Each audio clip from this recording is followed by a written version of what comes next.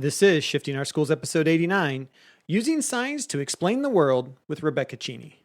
You know, I think the other element too that technology has bridged that makes me really happy is it's become a equalizer in the classroom for kids with disabilities.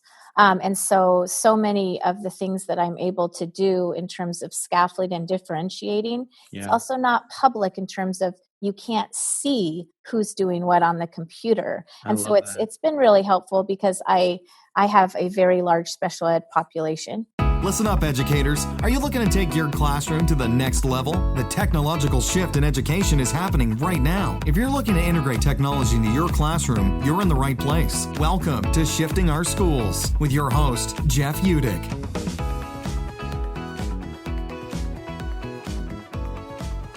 Well, welcome back to Shifting Our Schools. Thank you for listening, and I hope you are enjoying your summer so far this year as we're into July now, which is always usually the month where teachers get to really lay back and relax a little bit, take that breath, and start recharging those batteries for another year of school to come. As many of you know, I'm in the process of planning out our second annual one-to-one Summer of Fun, where each episode will be about the one-to-one classroom and teaching and learning in those spaces. This summer, I'm going to be building off the peer-reviewed white paper I wrote and go in-depth into each one of the principles of connectivism and how they apply to the one-to-one classroom. If there are any questions you have or subjects you would like me to cover, please shoot me a message by going over to sospodcast.org and leaving a Flipgrid response or filling out the contact form there. It's always great when I get a chance to talk about the questions or ideas that you have and you'd like to hear me discuss here on the podcast as well. This week, I'm excited to finally get a chance to record a conversation with Rebekah Cheney. I had the opportunity to be in Rebekah's classroom this past year and what everything she talks about in this episode in action. Her approach to students and to science is one we can all learn from. If you are a science teacher or have friends who are science teachers, you are going to want to pass on this episode to them. A great conversation with a great teacher with a lot of takeaways we can all learn from. And with that, on with the show.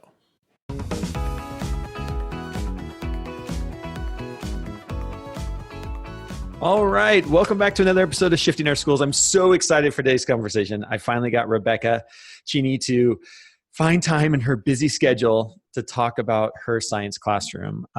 Rebekah, welcome. Thank you for having a conversation with me today. Let's get started with just having you introduce yourself to everyone and kind of your journey into becoming a high school science teacher. Absolutely. So my name's Rebekah Cheney, and I consider myself a secondary science teacher because I've spent the last 15 years between 6th through really 12th grade in the science classroom. I became a teacher because I have this ability and desire to try to always explain the world or make sense of the world around us. My dad built a little schoolhouse for me when I was young, and I naturally would find myself taking all of the neighborhood kids and teaching them fractions, making them worksheets, and just the journey started there. I went into college and needed to work, and so I got a job in an insurance office, which was explaining like insurance policies to people, and started making some money there. So I went away from my quest as a teacher and spent about 7 years in the insurance industry. But what I was finding is my desire to explain how things worked was still there. And I just wasn't a salesperson. I was more of an explainer. So I went back to school and got my my degree. Well, I had a degree, but I got my teaching certificate. And then the journey starts there. I've started and continued my career in the Enumclaw School District in teaching science, and have a big passion for really educational reform when it comes to the role of the teacher and the role of the student. So. Yeah. And being in your classroom, I just love the way your classroom flows. It's always one of my favorite places when I have other school districts who are like, well, what does this look like? I'm like, I've got a science teacher that you need to go see. So very, very cool. So right now, you're teaching 8th grade? No, right now I'm at the high school. Oh, you're at the high school. Okay. And I'm teaching 2 courses. One is called Biology in the Earth System, and the other one is Chemistry in the Earth System. And there's some new courses that are really aimed at breaking away from that rigidity of, really two things, time and space, as well as integrating multiple contexts, cross-content and within the science itself. And so my husband and I have spent this year developing some pretty awesome courses Cool. that are really integrated and could be taught, to any grade level and in any class. You wouldn't actually know if you were in a biology or chemistry class because it's so integrated. Ooh, I like that. And around a phenomena. So you would come in right now and you'd see that we were trying to explain what's going on in our oceans through the lens of chemistry. Or right now we're looking at all these different breeds of dogs to understand evolutionary processes. So Very cool. It's been a great year. So talk a little bit then about your overall philosophy on teaching. What do you kind of boil it down to, and what is kind of almost your essential questions or questions that you're constantly asking yourself when you're building these units and these lessons for students? Yeah. So there's a quote on my wall that I'm looking at right now, and I'll tell you who the author is after I read it because it might surprise you. The quote says, it's on my classroom wall. It's the pillar of this classroom, and it says, "Tell me and I forget. Teach me and I may remember. Involve me and I learn." And so the key there is that involvement of the learner. And that quote comes from Benjamin Franklin. Oh, wow. So you think about how long that was ago, right? Yeah. Right. And so the pillar of my philosophy in my classroom is that my job is a facilitator and a question asker to get kids involved in making sense of their own learning and making sense of the problem that they're after trying to either solve or innovate or find a solution to that's tied to the real world. Wow, cool. Is really what I try to do on a daily basis. So yeah, and I love even, you're talking about what's happening in our oceans. I mean, the thing I love about science is it's literally around us all the time. Like we're living this stuff, Yep. And being able to anytime be able to have that relevancy. I mean, we talk a lot about making learning relevant for students. And I think science has got to be one, like for me, it's like one of the easiest because it's literally here. Like the ocean is here. The weather is here. We all live it. We all experience our climate. It's here. Our society economy is driven by it. Everything. Yeah, it's fascinating. It's fascinating. It is. Can you talk maybe a little bit about a project that you've done this year around this idea, a unit or a project or something you've done with kids this year, something that you, as you reflect now that we're at the end of the school year, kind of as you reflect, be like, that was a really cool unit or that was a cool project. Kids learned a lot. Yeah. So I'm gonna go to something I'm actually doing right now, which is a culmination, and then I'll talk about another one as well. So we've been spending some time in chemistry looking at climate change, and the pushback you get is I don't believe in climate change type of deal, and it's tough because when you're in the media and you're reading things on social media, there's opinions that get put out there that if you don't have a background in understanding some basic concepts of science, we can have these misconceptions happen. So I debated really hard whether or not I wanted to alienate my students right from the beginning with climate change and decided, you know what, it's not going to be me that's going to change their mind. It's going to be what they are able to be involved in uncovering by analyzing data, looking at satellite images and looking at data over longitudinal studies from 40 to 50 years, because that's climate. And so we have used a couple phenomenon looking at the cryosphere, which is our frozen area of our Earth, and then obviously looking at our oceans to understand how human impacts are affecting Earth systems. And the project that kids are ending my year with, which I'm really excited about, is we've looked at all these problems, but what about the solutions out there? So what are the innovations that are happening, and how can students continue to optimize them? And so a project that I just launched that's ending the year that students will present is them looking at a problem. So it could be habitat destruction, it could be pollution, it could be overpopulation, it could be overconsumption, it could be invasive species. And what are some different innovations, some solutions that exist now? And they're going to present those, and then they're going to talk about how they would optimize them or what they might even create. And so it's kind of a way to get them thinking about okay, so there are some things out there, but there's further innovation needed. And what role do they have in being either a consumer in that innovation? Because that's what most of them will be.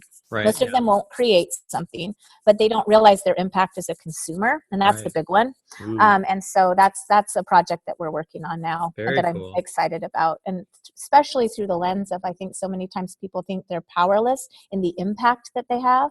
Yeah. But they're so powerful because they have the mighty dollar that buys things. So. Yeah, right. And getting kids to see that. Another project that, because, trying to use this technology, this gift of technology to be more than substitution, is trying to get kids out of the classroom virtually because of the limitation of funding. We don't have funding to get out of the classroom. So how can we use the technology to have kids do real science? And so you came in with a team and looked at a lesson that I had done where students were being citizen scientists through this Zooniverse website that has a bunch of images and satellite and data that kids analyze and basically data. They plug data for the company by analyzing images. And so we did that with the kelp forest, but then just recently I was using penguins as a phenomena in terms of what's going on with them to understand the evolutionary process. But one of the things that they're needing help with is counting them.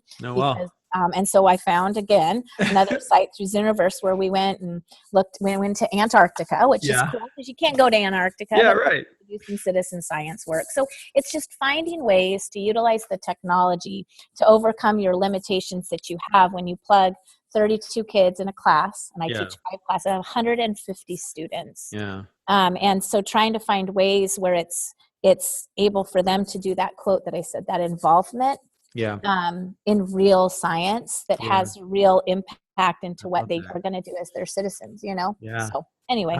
I love that. I love that real impact, and seeing it, from a consumer or from a helper in science, counting penguins, or, the lesson that I came in with some teachers from Moses Lake, where the kids were looking at kelp beds and asking questions, and you could hear the questions at the table of, is this a kelp bed? What does a kelp, just these questions were coming out of doing real science work and helping society. What is, you've been in a one-to-one situation now for quite a while. How has that impacted? What is the power that you're seeing? Things like this, things like being able to bring real, I don't want to say real science, but being able to bring things, help scientists do real work. Authentic. It's authentic. more, in the classroom. What's that meant for you to have every kid to be able to just open up and do this kind of work? Well, I definitely know I could never teach in a district that wasn't one-to-one because it's changed who I am as a teacher. There's just certain things that are non-negotiable now in terms of the ability for kids to create and interact with the way that they're going to explain the world through the tool. And I'm a paperless teacher this year. The only paper I printed out was that if there was an advantage to students having it in front of them as well as interacting with something on a screen. So it's very minimal. And anytime I did use paper, I realized, number one, how wasteful it was.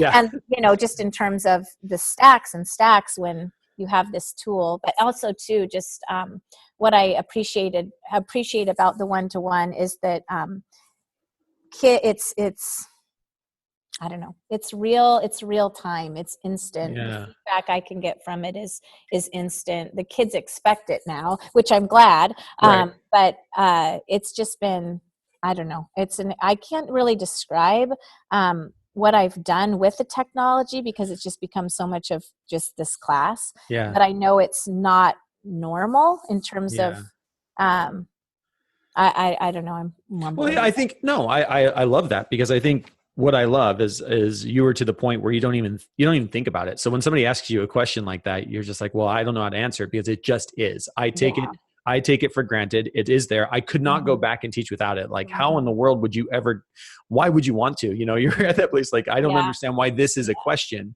because in my world, it just is. It's just the way we do work in this classroom, And when you get to that level, that's where you, in my experience, that's when teachers get to that level, that is where you see true powerful integration of tech because you just know what's out there. And you, like you said, you find a limitation and then you look for the way that the technology allows you to overcome that limitation. You can't take 32 You can't take 150 kids to Antarctica, but you can Mhm. bring Antarctica to 150 kids. Mhm. And if that is something you want to do, what can I find? And there is Yeah. something out there, other scientists doing authentic work to Mhm. bring that into the classroom. Right? I think the other element too that technology has bridged that makes me really happy is it's become a equalizer in the classroom for Mm, kids with disabilities.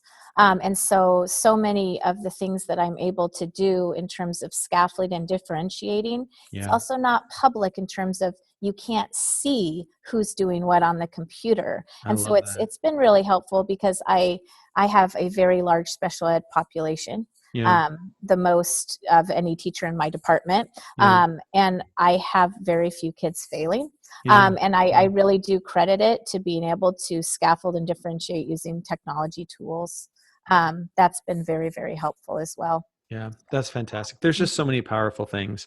And I Yeah, just love absolutely. your approach, that kids need to be involved, and especially I think in science. Again, it's something that, we are involved in it, whether we want to be Mhm, or not. We live on this mhm, planet, and mhm, science is something we're involved in every day. So I just mhm. love your approach. So, Yeah, well, thank you for absolutely. taking time to chat with Yeah, us for today. sure. I will get you back to your taking your prep time so you can get back Yeah, to for sure. building these amazing units and lessons for kids. So thank you so much for spending some time and sharing Thank your thoughts you. with Thank us. you. Thanks so much for listening to this episode of Shifting Our Schools with your host, Jeff Udick. For more great content and to stay up to date, visit sospodcast.org, facebook.com/Jeff Udick, and on Twitter @JUdick. If you enjoyed today's episode, please leave a review and subscribe, and we'll catch you next time on Shifting Our Schools.